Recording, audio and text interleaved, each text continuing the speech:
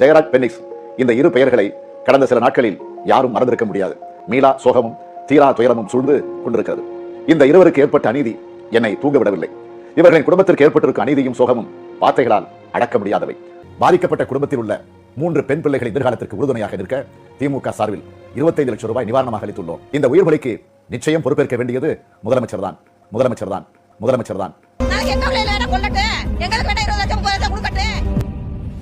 ஊரா வண்டிக்குள்ளே வச்சு அடிச்சு சித்திரப்படுத்தி இது பண்ணி கேட்டு மாட்டுக்கொட்டை பத்திராவளி மாட்டுக்கொட்டை பின்னாடி ராடை வச்சு அடிச்சு சித்திரப்படுத்திருக்காங்க. இன்னைக்கு இந்த சிவகங்கை மாவட்டத்துல கோயில்ல வச்சு கொலை நடக்குது. இன்னைக்கு அந்த அறநிலைத்துறை யார் கண்ட்ரோல்ல இருக்கு? சேகர் பாபு அமைச்சர் கையில தானே இருக்கு. அந்த அறநிலைத்துறையில வேலை பார்த்த பையன் தான் இந்த தம்பி.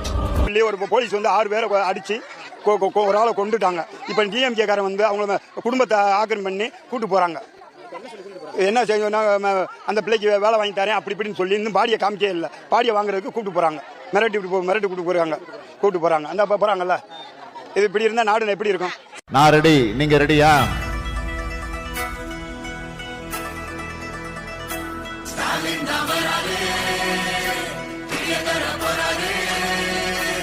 உதவி ஆணையர் அலுவலகத்துக்கு பின்னாடி மாட்டு கொட்டகம் இருக்கு.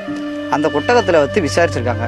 கொட்டகத்தில் வச்சு விசாரிச்சப்ப அங்கே என்னன்னா போய் அந்த இடத்த போய் பார்த்தப்ப வந்து பைப்பு உடஞ்சி கிடக்கு, கம்பு கிடக்கு, கம்பி கிடக்கு, மிளகாத்தூள் பொடி மகுன்னு அந்த இடத்துல கிடக்கு. மிளகாத்தூள் பொடி மகுன்னு அந்த இடத்துல கிடக்கு. அந்த பையன் வந்து தண்ணி கேட்டிருக்காப்புல. அங்கே இருந்த நபர்கிட்ட நான் கேட்டு நான் சொல்கிறேன், தண்ணி கேட்டிருக்காப்புல. தண்ணி கூட கொடுக்காதாம நீ ஏடா நடிக்கிறியா, விக்கல் எடுத்திருக்கப்ப நீ ஏடா நடிக்கிறியா அப்படின்னு சொல்லி மேற்கொண்டு அந்த பையனை தாக்குனதில் சிறுநீர் மலமும் அங்கனக்குள்ளேயே போயிருச்சு.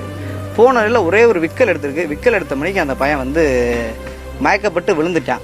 மயக்கப்பட்டு விழுந்ததுக்கப்புறம் அங்கே உள்ள கோயில் ஊழியர்கள், பூசாரி, அங்கே உள்ள ஒரு 2 பேர்களும் தனிப்படை காவல் சேர்ந்து ஆட்டோவில் ஏற்றி திருப்போணம் அரசு மருத்துவமனை கூட்டி வந்து சிகிச்சை பண்ணுறாங்க, பரிசோதிக்கிறாங்க. பரிசோதித்தில் அவர் இறந்ததாக சொல்லிட்டாங்க. அப்படின்ற தகவலுமே அங்கே ஒரு மருத்துவமனையில் ஒரு ஆள்கிட்ட கேட்டு தான் தெரிஞ்சுக்கிட்டோம். வந்து முழுக்க பார்க்குறப்ப அந்த பையன் மேலே எந்த ஒரு வழக்குமே இல்லை. இந்த பையன் மேலே முன்னாடி எந்த ஒரு குற்ற வழக்கோ இல்லை இது வழக்கோ எந்த ஒரு வழக்குமே இல்லை.